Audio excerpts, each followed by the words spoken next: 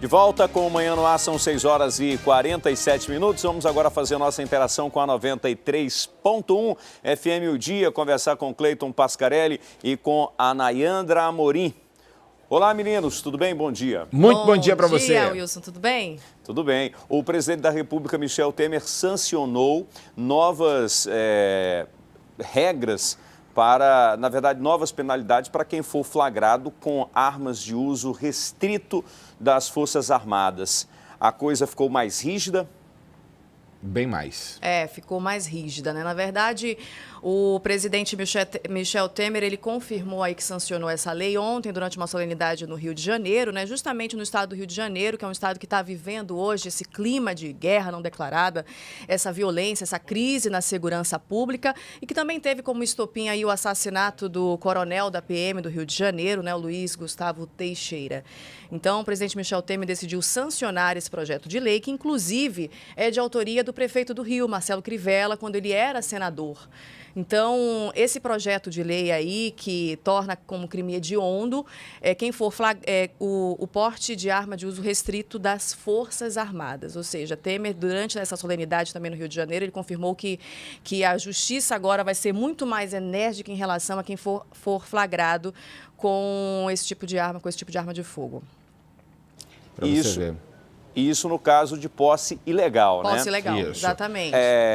E o crime hediondo é o mínimo de 5 anos, né? E aí também tem regras aí para quem para progressão de regime, né? Para quem é réu primário e para quem já é reincidente. E ainda falando sobre o uso de armas, e o caso dos agentes de trânsito, havia um projeto em tramitação, na verdade foi aprovado já o projeto, né? Qual o posicionamento do presidente sobre isso? Ele vetou o projeto, nada de agente de trânsito com armamento.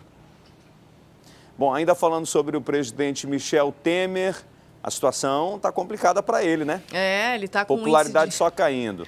Ele está com um índice de rejeição altíssimo, 77%. O presidente Michel Temer hoje o governo do presidente Michel Temer hoje só é considerado bom ou ótimo, digamos assim, para apenas 3% dos brasileiros, né? E a gente sabe que ele tem a maior desaprovação, principalmente nas áreas de segurança pública, também nas áreas de impostos, taxa de juros, saúde e desemprego. É a maior rejeição da história, né, também, desde a ditadura militar. Para você ter ideia. E olha que o Michel Temer ontem, durante a solenidade em que ele anunciava a decisão dele, né, com relação à arma de uso restrito, né, a sanção da lei, ele chegou a dizer lembrar, né, na verdade, que ele foi secretário de Segurança no estado de São Paulo e que ele dizia que não tinha como tratar os criminosos com flores, com rosas na mão.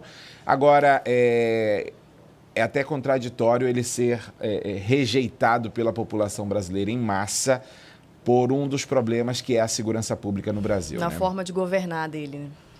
Só para você ter ideia, ele tem um índice de rejeição maior do que o Nicolás Maduro, né? Você tem ideia. É um ditador aqui da Venezuela. Exatamente. Não, ele entrou para a história realmente do planeta, história do planeta. Se ele queria entrar para a história, ele conseguiu, com a maior rejeição já registrada na política. Agora eu fico pensando assim, ele tem consciência disso tudo, né? Ele tem consciência disso tudo, ele não está mais interessado em popularidade e está governando do jeito que ele acha que governa. Afinal, o mandato dele, né, até o ano que vem, não tem interesse nenhum em conquistar o brasileiro. Está fazendo ali do jeito que ele acha que tem que fazer.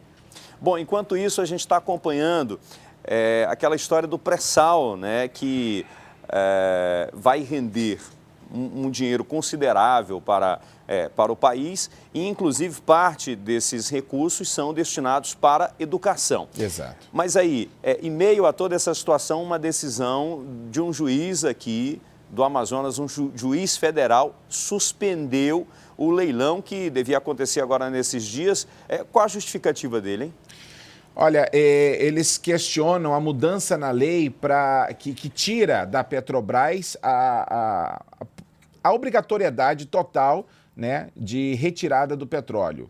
E isso foi, na verdade, contestado pelo sindicato aqui do Amazonas, dos petroleiros. Houve uma mudança na lei, então abre o mercado para o mundo inteiro e eles estão justamente questionando isso, porque a Petrobras perdeu espaço. Apesar de que entre as partilhas que já houveram aqui no Brasil, a Petrobras entrou em consórcios, está trabalhando também. Agora, para você ter ideia, Wilson Lima, a procura pelo mercado internacional está grande, tá? Está bem extensa. Existem empresas como empresas americanas, espanholas, francesas, a britânica Shell está querendo, norueguesas, chinesas, várias empresas de grande porte do mundo estão querendo entrar no mercado brasileiro para isso.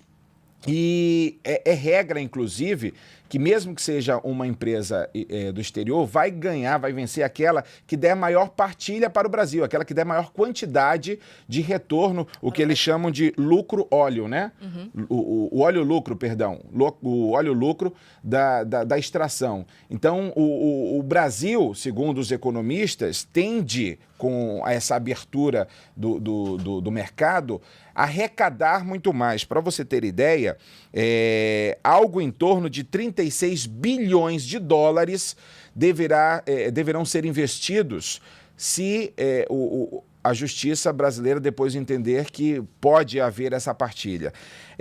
36 bilhões de dólares, que são 120 bilhões de reais de investimento só para esses blocos que deverão ser partilhados agora, né? Sem contar a série de investimentos que já vêm sendo feitas e que poderão ser feitas depois, de novo, com mais partilhas de espaços de extração do petróleo ali no pré-sal.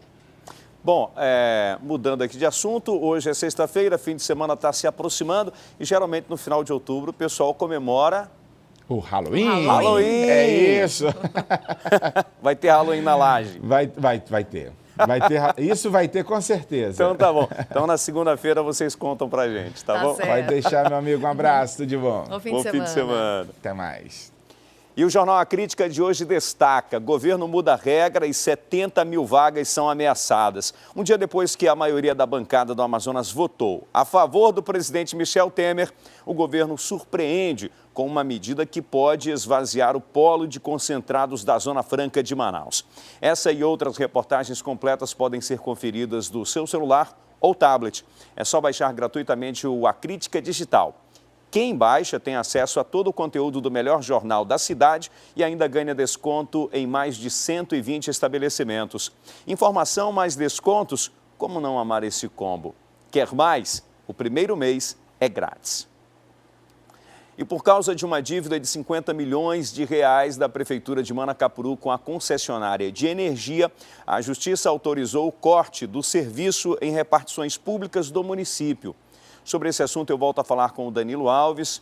Danilo, essa medida vai afetar quais serviços? Então, Wilson, são diversos prédios públicos que não vão ter mais o serviço de energia elétrica. São rodoviárias, quadras, prédios da própria Prefeitura de Manacapuru. Também tem, além das feiras, que existem várias feiras ali próximo à orla da cidade, comércios que são, no caso, públicos, que são esses prédios públicos, tem também as secretarias, Secretaria de Turismo, a Secretaria também de Meio Ambiente. Todos esses prédios não vão ter mais energia até o pagamento da dívida da Prefeitura, que é de 50 milhões de reais, como você bem falou. Essa dívida com a Eletrobras Amazonas Energia está durando aí mais de 3 meses. Então, por conta disso, a Eletrobras entrou no mês passado na primeira vara de Manacapuru com o pedido de desligamento realmente a Prefeitura, já que não houve esse pagamento de contas vencidas há mais de 3 meses. Então, foi que a juíza da primeira vara, Vanessa Leite Mota, acabou decidindo que realmente alguns prédios públicos deveriam ficar sem fornecimento devido à falta desse pagamento. Agora, se você é morador de Manacapuru e está pensando que prédios mais de serviços essenciais, como hospitais, delegacias, segurança, educação, não vão ser afetados. Isso a juíza decidiu. Prédios que têm a questão dos serviços públicos que são essenciais, considerados essenciais, como hospitais, né, e também as delegacias de polícia, no caso, né, respondendo já a pergunta de alguém que pode ter tido uma dúvida sobre a situação carcerária em Manacapuru, já que a gente viu já aqui no programa Manhã no Ar que está tendo um problema muito grande, que teve um motim, né, na manhã de ontem, agora não vai ficar com mais esse problema sem energia. Então esses prédios de serviços essenciais não vão sofrer. Agora, olha só a lista de lugares que não vão ter mais esse serviço até o pagamento da prefeitura. São o próprio estádio Gilbertão, o ginásio poliesportivo Átila Lins, também na cidade, a Secretaria Municipal de Meio Ambiente, como eu falei, de turismo também, a Casa da Cultura de Manacapuru, o estádio e também o Centro de Atendimento ao Turista. Então todos esses locais não vão ter mais esse serviço, até, lógico, o ressarcimento desse dinheiro, que é de 50 milhões de reais, olha só.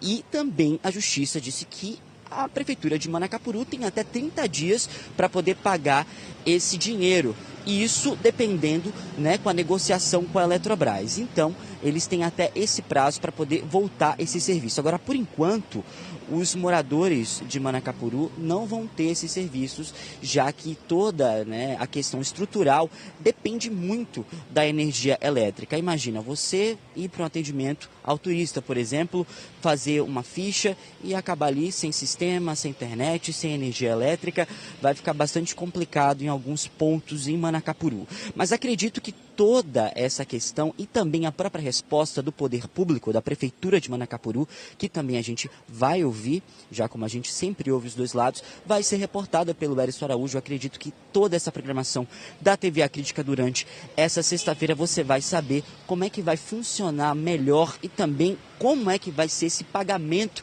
dessa dívida de 50 milhões que foi ali, né, cobrada pela Eletrobras, e por conta disso eles vão ficar sem energia.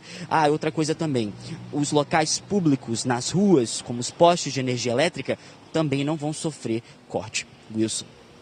Não dá para imaginar como uma prefeitura negligencia a conta de energia elétrica, né? Como lá em casa, por exemplo, e eu imagino que na casa da maioria das pessoas, energia, a conta de energia é prioridade, porque você não pode ficar sem energia elétrica, né? Então você já separa o dinheiro, tira de outros lugares para poder pagar a conta de energia. É claro que não é resultado da energia do mês passado, já é um negócio que vem acumulando aí de outras administrações, mas que foi negligenciada, né? Já imaginou se outros serviços têm aí a energia cortada, como hospital, como, enfim, outros prédios da prefeitura aí, porque a prefeitura presta um serviço fundamental para o cidadão. E aí o cidadão vai lá numa secretaria como de meio ambiente, chega lá, não pode fazer nenhum procedimento porque não tem energia elétrica, né? É difícil imaginar uma situação dessa daí. Muito obrigado, viu, Danilo? E o IBAMA fez um balanço da primeira etapa da Operação Ouro Fino, que combate a extração irregular de ouro na região do Rio Madeira. Várias dragas foram destruídas e equipamentos apreendidos. Essa ação deve se estender até o mês de novembro. A operação começou na terça-feira. Até agora, agentes do IBAMA, militares e policiais federais apreenderam 36 dragas, usadas para escavar o fundo do Rio Madeira à procura de ouro. A estimativa é destruir 120 equipamentos como esses. O que der para ser doado, para ser repartido para prefeituras, para entidades, nós vamos fazer. O combustível também vai ser doado e o que restar nós vamos destruir. Segundo o superintendente, as equipes se concentram no trecho entre as cidades de Manicoré e Humaitá e a operação vai até o dia 6 de novembro. Nós tínhamos um levantamento de inteligência que nos dava conta de mais de 400 dragas. Naturalmente, vaza aqui e vaza ali o boato que a gente ia fazer a operação e eles sabem que a gente não brinca com isso. Agora é para valer mesmo, é para acabar com essa recorrência. A escolha do Rio Madeira é porque ele concentra grande quantidade de ouro e a prática dos garimpeiros tem assoreado e contaminado o leito. Estima-se que a quantidade de mercúrio nessas águas seja 1.500 vezes acima do recomendado pela Organização Mundial de Saúde. Na minha avaliação, é a mais nociva, a mais danosa, a mais degradante a operação que tem, tanto do ponto de vista ambiental, pela as transformações que ela provoca, pelo mercúrio que ele coloca na natureza, como a questão social e a própria questão econômica do local onde ele está instalado.